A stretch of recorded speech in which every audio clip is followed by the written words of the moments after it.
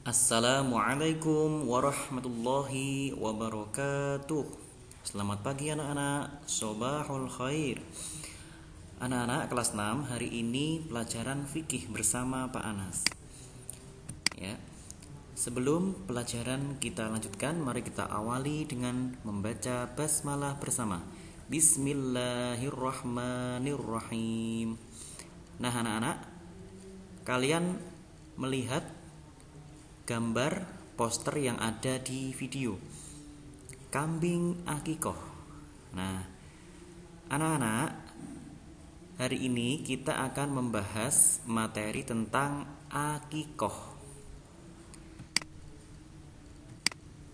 Pada pelajaran fikih bab yang ketiga itu kemarin judulnya kurban, akikoh, dan khitan. Nah, materi kurban sudah Pak Anas sampaikan pada pertemuan sebelumnya. Maka pada hari ini Pak Anas akan menyampaikan materi tentang akikoh.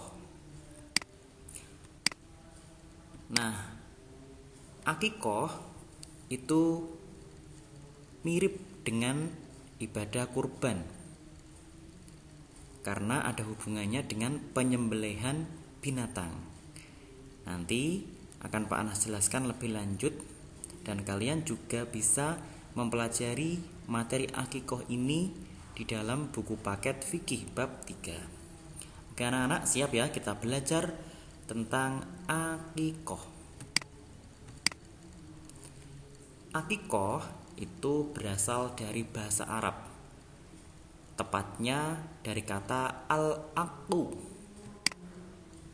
Nah, kata al-aqu itu artinya membelah atau memotong.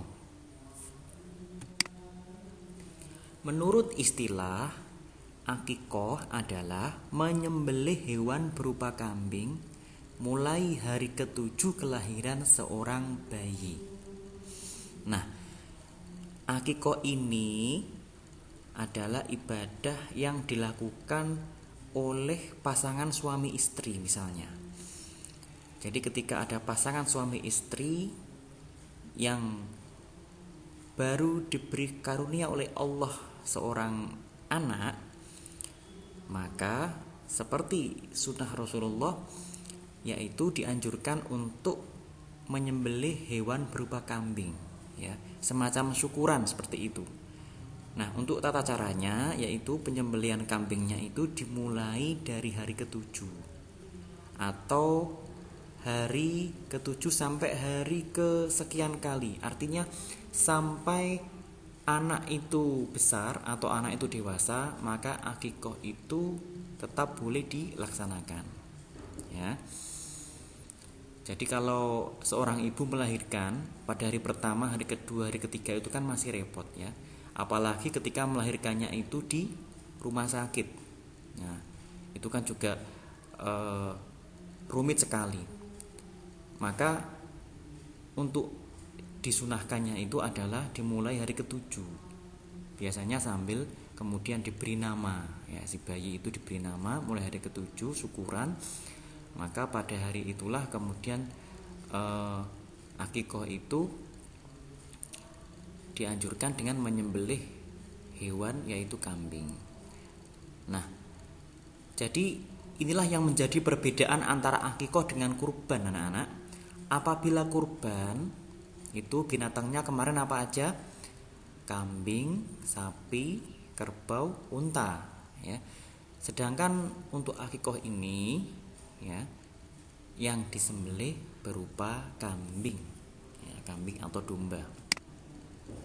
Kemudian, nah ini ilustrasi, ya. Ini ada undangan akikah. Ya. Mungkin kalian pernah melihat atau mendapatkan undangan seperti ini. Jadi ini adalah syukuran kelahiran seorang anak sekaligus akikoh. Nah, ini kebetulan anaknya perempuan ini ya, Jasmine Izdihar Irmansyah. Ini hanya contoh saja anak-anak ya. Ini contoh, mungkin yang pernah kalian lihat, pernah kalian dapatkan undangan atau poster yang bentuknya semacam ini, yaitu tentang akikoh. Ya, Pak Anas lanjutkan. Kemudian hukum akikoh, ya anak-anak. Hukum akikoh itu sama seperti hukum kurban, yaitu sunnah. Ya, kalau kemarin kurban itu sunnah muakkad, ya, sunnah yang dianjurkan, yang sangat dikuatkan. Hukum akikoh ini sunnah. Sunnah itu bagaimana pengertiannya anak-anak? Jika dilaksanakan mendapat pahala, jika tidak maka tidak apa-apa, tidak berdosa. Maka jika ada pasangan suami istri, ayah dan ibu yang memang belum memiliki uang yang cukup untuk bisa membeli kambing atau menyembelih kambing, maka ketika belum bisa syukuran akikoh saat anaknya lahir, itu juga tidak dipermasalahkan, ya, karena hukumnya sunnah.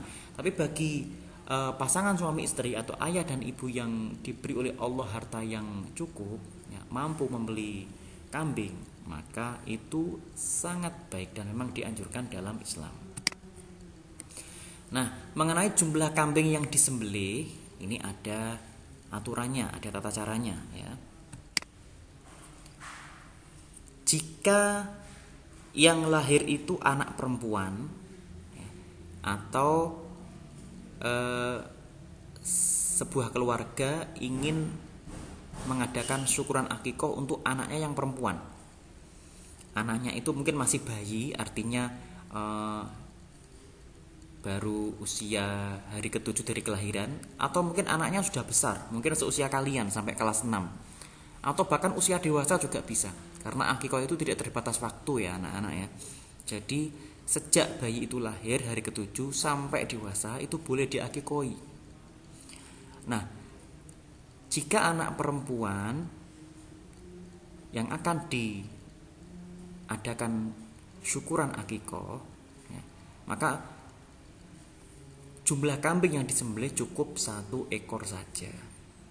Ya, jadi kalau ada pasangan suami istri, kemudian anak pertama lahir anak perempuan, ingin mengadakan syukuran akikoh, maka membeli seekor kambing. Kemudian kambing itu disembelih, lalu dimasak, ya. Kemudian dibacakan doa-doa, sekaligus diberi nama bagi si anak itu. Nah, itulah syukuran akikoh, ya, seperti itu. Kemudian jika anaknya laki-laki, ya, jadi akikoh untuk anak laki-laki maka jumlahnya 2 ekor. Ya, ini agak berbeda. Jika anak laki-laki 2 ekor, maka ini sebagai pertanda. Jadi kalau ada pasangan suami istri membeli kambing 2 ekor untuk syukuran akikoh, maka jelas anaknya adalah laki-laki, karena jika perempuan cukup 1 saja. Seperti itu.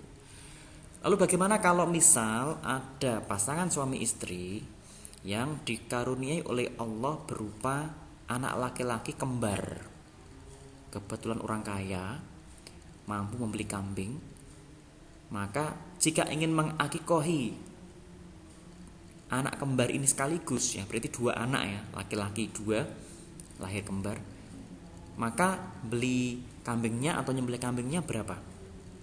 Ya, menyembelih kambingnya berarti 2 kali 2, 4 ekor. Nah, ini agak terasa berat, ya, jadi mahal, ya, karena beli kambing 4 ekor. 1 kambing itu harganya berapa? 3 juta. Kalau kali 4 berapa? Kan lumayan. Tapi bagi orang yang kaya raya, nah, orang yang memiliki harta yang cukup bahkan berlebih, itu tidak masalah. Dan itu sangat dianjurkan karena itu sebagai bentuk rasa syukur kepada Allah atas karunia lahirnya seorang anak. Nah, ini perlu kalian ketahui, ya. Itulah tata cara akikoh mengenai jumlah kambing yang disembelih, ya. Kemudian sunnah akikoh, maksudnya ini adalah hal-hal yang perlu dilakukan manakala seseorang mengadakan syukuran akikoh. Yang pertama, menyembelih kambing dilaksanakan setelah matahari terbit. Ya, artinya ketika beli kambingnya itu pada sore hari, maka besoknya mungkin agak siangan sekitar jam 7, 8 atau 9, seperti saat menyembelih kambing pada hari raya kurban. Nah, itu kan dilaksanakan setelah sholat Id itu kan. Setelah sholat Id artinya setelah matahari terbit. Kemudian yang kedua adalah rambut bayi dicukur. Ini sunnah. Ya, ini andai kan nggak dilakukan juga tidak apa-apa. Tetapi ini sunnah-sunnah akikoh. Jadi sekaligus sekalian ketika akikahan atau syukuran akikah, nah itu menyembelih kambing dan juga saat nanti diadakan prosesi akikoh biasanya dengan membaca sholawat ya, dengan maulidur rasul dan lain sebagainya itu, maka rambut bayi dicukur. Nah, kemudian yang ketiga, daging akikoh itu dibagi dalam keadaan matang. Nah, ini yang membedakan antara akikoh dengan kurban. Anak-anak kalau pas ibadah kurban, pembagian daging kurban itu dibagi secara mentah atau matang dagingnya. Mentah kan? Memang seperti itu, kalau kurban itu dagingnya dibagi mentah. Artinya setelah disembelih itu kemudian dipotong-potong dibagi. Nah, kalau akikoh andaikan dibagi dalam keadaan mentah pun boleh sih. Tetapi sunnahnya dan adatnya memang kalau akikoh itu memang sudah dimasak, dagingnya sudah matang, sehingga kalau dibagi ke orang-orang, terutama dibagi ke para fakir miskin itu, para fakir miskin yang mungkin tidak punya biaya untuk masak daging, kan enak karena sudah langsung menyantap daging akikoh tersebut. Nah, contohnya seperti ini. Nah, kalian pernah lihat nggak seperti ini? Nah, jadi ada syukuran, ada nasi, ada buahnya pisang biasanya. Nah, itu ada gulai kambing, ada sate kambing. Nah, ini akikah, ya, akikoh. Oleh karena itu, karena akikoh itu dagingnya itu disunahkan untuk disajikan dalam keadaan matang, maka ini menjadi peluang bisnis. Nah, banyak perusahaan yang kemudian mendirikan, atau mungkin ibu-ibu rumah tangga yang mendirikan catering akikoh. Jadi kambingnya sudah disiapkan, disembelih, kemudian dipotong, dimasak, sudah dibungkus dalam kardus, dalam box, kemudian dibagikan. Nah, ini kan lebih cepat, lebih praktis ya. Tinggal membayar saja. Nah, ini jadi di zaman yang serba modern ini semuanya praktis, jadi nggak harus beli kambing sendiri, menyembelih sendiri, tidak harus. Ya, bisa melalui catering yang membuka layanan akikoh. Nah, seperti itu. Nah, kemudian ada keterangan orang yang melaksanakan akikoh boleh makan dagingnya, tetapi hanya sebagian kecil. Maksudnya, jika ada pasangan suami istri ingin mengadakan syukuran akikoh untuk anaknya, ya, dia boleh makan dagingnya, daging kambing yang dibeli untuk akikoh itu. Tapi makannya sedikit saja, jangan banyak-banyak. Ini sama seperti orang kurban ya. Orang yang membeli hewan kurban, membeli kambing, kemudian dia itu minta dagingnya itu dengan jumlah yang besar. Ini juga tidak diperbolehkan. Nah, lebih baik juga ketika pasangan suami istri yang mengadakan syukuran akikoh itu, setelah membeli kambing, setelah kambingnya dipotong, maka dia sama sekali tidak ikut makan daging tersebut. Ya, kalau makan daging yang lain lah, atau beli sendiri gitu. Artinya memang dia itu ingin utuh, apa yang dibeli, apa yang disembelih itu murni semuanya disedekahkan untuk akikoh, untuk orang lain, untuk tetangganya, untuk para fakir miskin terutama. Nah, seperti itu prinsip yang sangat bagus dalam ajaran agama kita. Jadi kita kalau sedekah itu jangan pelit ya. Sedekah jangan dimakan sendiri ya. Sedekah itu dibagi kepada orang lain sebanyak mungkin. Nah, gitu. Kemudian orang yang melaksanakan akikoh nazar dilarang makan daging hewan akikohnya sendiri. Nah, ini bagaimana maksudnya? Maksudnya, jika ada pasangan suami istri bernazar, misalnya 10 tahun menikah belum dikaruniai anak. Nah, dia bernazar itu berjanji, ya Allah, jika aku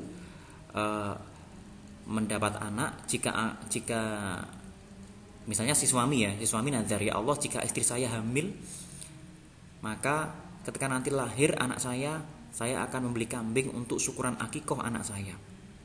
Nah ternyata anaknya lahir ya. Anaknya lahir, diberi karunia Allah, anaknya lahir setelah 10 tahun menikah itu belum punya anak, kemudian anaknya lahir. Nah maka suami istri ini tidak boleh memakan daging hewan akikohnya itu yang sudah dibeli itu, karena dia nazar. Paham tidak anak-anak? Ya, tapi kalau tidak nazar, tidak janji, ya tidak apa-apa. Ya. Ya, oke, demikian anak-anak materi yang bisa Pak Anas sampaikan pada pertemuan hari ini. Kalian belajarnya yang rajin ya, jangan malas-malasan, tetap jaga kesehatan.